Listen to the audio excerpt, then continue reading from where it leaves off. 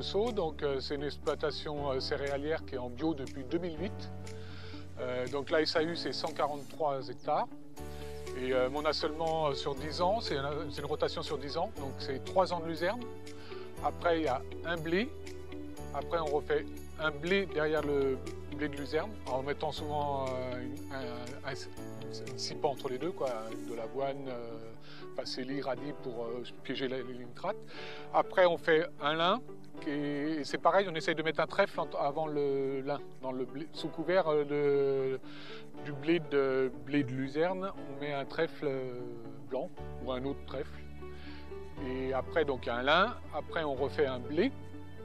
Après, on fait une févrole ou des petits pois de conserve, mais bon, c'est le même principe. Après, on refait un blé et après un triticale ou un seigle. Et après, ça revient en luzerne.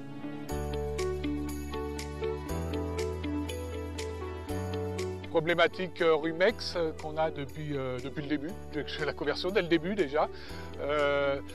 Parce que le rumex, il est quand même favorisé par la luzerne. Je pense que ça ne gêne pas d'être fauché, d'être tassé, au contraire.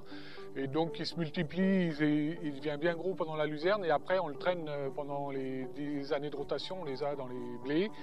Et donc on le retrouve dans toutes les cultures de toute façon, il n'y a pas de culture où il n'y en a pas.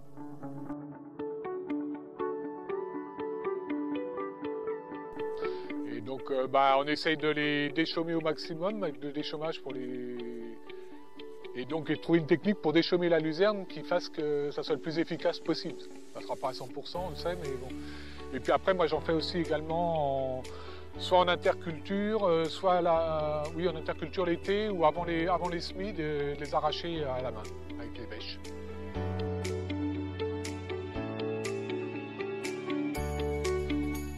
Donc le rumex est une plante qui est vivace. Elle se reproduit par différentes stratégies. La première étant une dissémination par graines. Donc c'est extrêmement efficace comme mode de multiplication dans la mesure où il y a beaucoup de graines produites d'une part et qu'elles sont avec un taux annuel de décroissance qui est très faible, hein, ce qui limite considérablement l'efficacité du labour par exemple.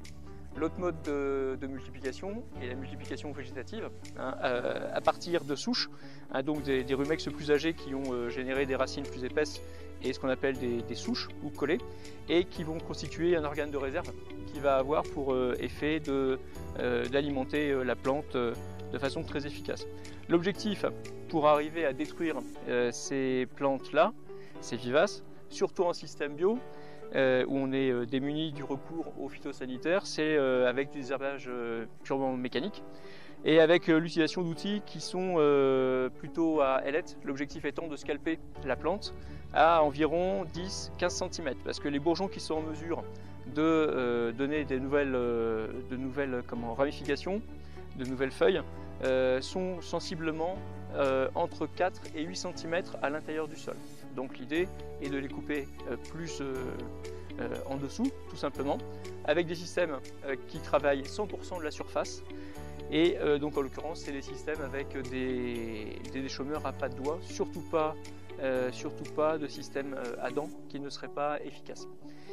Autre élément, une fois qu'on a coupé le collet à environ 10 cm de profondeur, il va être nécessaire de l'extirper avec différents systèmes, hein, soit un passage de viroculteur, soit certains systèmes sont équipés directement de rouleaux avec des pics qui vont extraire et remettre la plante en surface, hein, ce qui va permettre de la faire sécher si les conditions climatiques le permettent. Hein, donc il faut envisager l'intervention avec des conditions climatiques ultérieures d'environ 10-12 jours qui soient séchantes pour détruire l'organe de réserve qui est ici.